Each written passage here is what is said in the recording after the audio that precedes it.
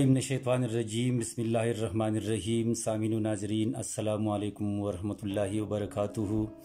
उर्दू खुशखत्ती और इमला के साथ आपकी खिदमत में हाजिर हूँ। आपसे गुजारिश है इस चैनल को सब्सक्राइब करें और आज की वीडियो को आखिर तक देखें ताकि आज के उन्वान के हवाले से तमाम बातें आपकी समझ में अच्छी तरह आ जाए। आज उर्दू खुशखत्ती और इमला के हवाले से हमने जिस उन्वान का इंतखाब किया है वो है नुक्ते वाले हुरूफ की लिखाई, यानी हम नुक्ते वाली हुरूफ किस तरह चार लाइन में, यानी 4 सतूर में, 4 लाइनों में, 4 लकीरों में किस तरह लिखेंगे, इसका जो कायदा और कानून है वो यहाँ पर आप इंशाअल्लाह सीखेंगे। तो आइए पहले मुलाहिजा करते हैं कि ये नुक्ते वाली हुरूफ कौन कौन से है। तो यहाँ आपको नज़र आ रही है कि नुक्ते वाली हुरूफ ये है बे, इसके नीचे 1 नुक्ता है, इसी तरह है पे, इसके नीचे 3 नुक्ते हैं, और फिर है ते, इसके ऊपर 2 नुक्ते हैं, और फिर है से, इसके ऊपर 3 नुक्ते लगाई गई है। इसी तरह इसके बाद है जीम, खानदान में से जीम है जो 1 नुक्ते वाला हर्फ है। इसी तरह छे है, इसमें 3 नुक्ते हैं, इसके अंदर मौजूद है। खे है, इसके ऊपर 1 नुक्ता है।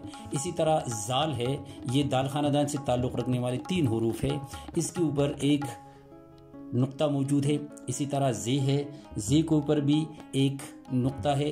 इसी तरह जे है, जे के ऊपर भी 1 नुक्ता मौजूद है। फिर इसके बाद है शीन, शीन के ऊपर 3 नुक्ते हैं। फिर है ज़ाद, इसके ऊपर 1 नुक्ता है। फिर है ज़े, इसके ऊपर भी 1 नुक्ता है। फिर है गाइन, इसके ऊपर भी 1 नुक्ता यहाँ पर लगाया गया है।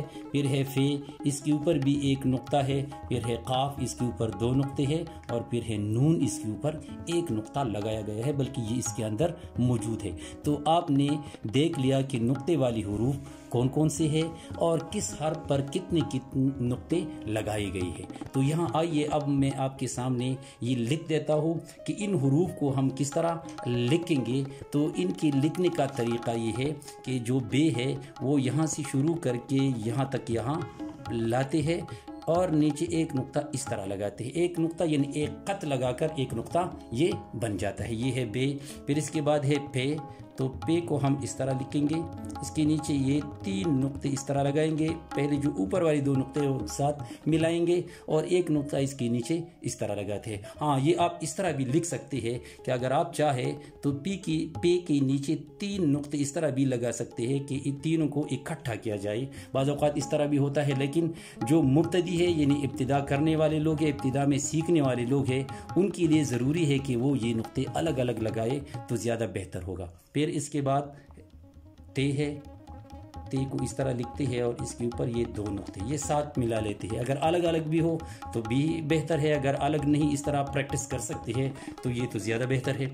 फिर इसके बाद है से, और से को हम इस तरह लिखते हैं और इसके ऊपर हम 3 नुक्ते लगाते हैं। तो ये वो हुरूफ है जो बे से ताल्लुक़ रखने वाले, बे के ख़ानदान से ताल्लुक़ रखने वाली हुरूफ है, और इनके नीचे या ऊपर क्या क्या नुक्ते लगाए गए हैं वो आपने मुलाहिज़ा किए। फिर इसके बाद जीम के ख़ानदान में से जो 3 हुरूफ है उनमें से पहला हर्फ है जीम, तो यहाँ से शुरू करके यहाँ तक लाते हैं और इसके दरमियान हम 1 नुक्ता लगाते हैं अंदर। फिर इसके बाद है छे, यहाँ से शुरू करके हम यहाँ लाते हैं और फिर ये 3 नुक्ते लगा देते हैं। फिर इसके बाद है खे, तो वो भी इसी तरह शुरू करके एक ही शक्ल वाली हुरूफ है, इसके ऊपर 1 नुक्ता इस तरह लगाते हैं। तो आपने मुलाहिज़ा किया कि 1 नुक्ता किस तरह लगाएंगे, 2 नुक्ते और 3 नुक्ते किस तरह लगाएंगे। फिर दाल के ख़ानदान में से जो 3 हुरूफ है वो है जाल, तो जाल के ऊपर 1 नुक्ता इस तरह होता है। फिर है जे, तो जे के ऊपर भी 1 नुक्ता होता है, और फिर है जे, तो जे के ऊपर 3 नुक्ते इस तरह लगाए जाते हैं। तो ये भी आपने मुलाहिज़ा किया।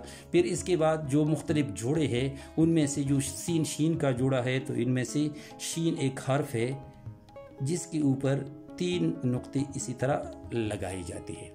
फिर इसके बाद स्वाद ज़ाद का जो जोड़ा है, इनमें से ज़ाद के ऊपर 1 नुक्ता होता है, तो यहाँ इस तरह लिखेंगे। फिर इसके बाद ये, फिर इसके बाद जो त्वे ज़्वे का जोड़ा है, इनमें से ज़्वे के ऊपर 1 नुक्ता है, तो ये इस तरह लिखते हैं।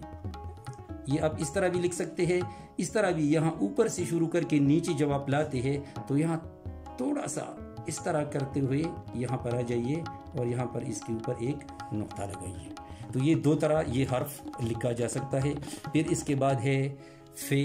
تو فے یہ بے کی طرح لکھی جاتی ہے اور اس طرح اس میں گولائی ہوتی ہے اور اس کے اوپر ایک نقطہ اس طرح لگایا جاتا ہے. پھر اس کے بعد ہے قاف. تو قاف یہاں سے شروع کرتے ہیں ہم یہاں تک لاتے ہوئے یہاں گولائی یہاں تک، پھر اس کے اوپر دو نقطے اس طرح لگائی جاتی ہے. اور جو آخری حرف ہے وہ نون ہے، وہ بھی قاف کی طرح ہے. یہ نیچے تک جانے والا حرف ہے، اس طرح لکھتے ہیں اور درمیان میں ایک نقطہ اس طرح لگاتے ہیں. تو آپ نے ملاحظہ کیا کہ نقطے والی حروف کون کون سے ہیں، کس طرح یہ لکھے جاتے ہیں، اور ان میں جو نقطوں کا مسئلہ ہے یہ نقطے کہاں پر اور کیسے لگائے جاتے ہیں، کیسے لکھے جاتے ہیں. تو آپ نے ملاحظہ کیا کہ نقطے والی حروف ہم کس طرح لکھیں گے. تو اگر آپ خود سیکھنا چاہے تو یہ طریقہ اس طرح سیکھیے.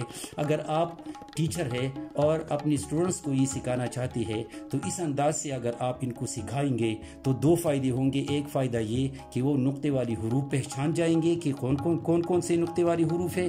دوسرا فائدہ یہ ہوگا کہ وہ ان حروف کو لکھنے کا انداز بھی صحیح سیکھیں گے، درست طریقہ سیکھیں گے. تو یہ ان کے لیے آنے والے دور میں ایک بہترین بنیاد فراہم ہو سکتی ہے. تو امید ہے کہ آج آپ نے نقطے والی حروف کے حوالے سے کافی کچھ سیکھا ہوگا. آئندہ کسی نئی عنوان کے ساتھ پھر حاضر ہوں گے. تب تک کے لیے اجازت دیجیے. اللہ حافظ.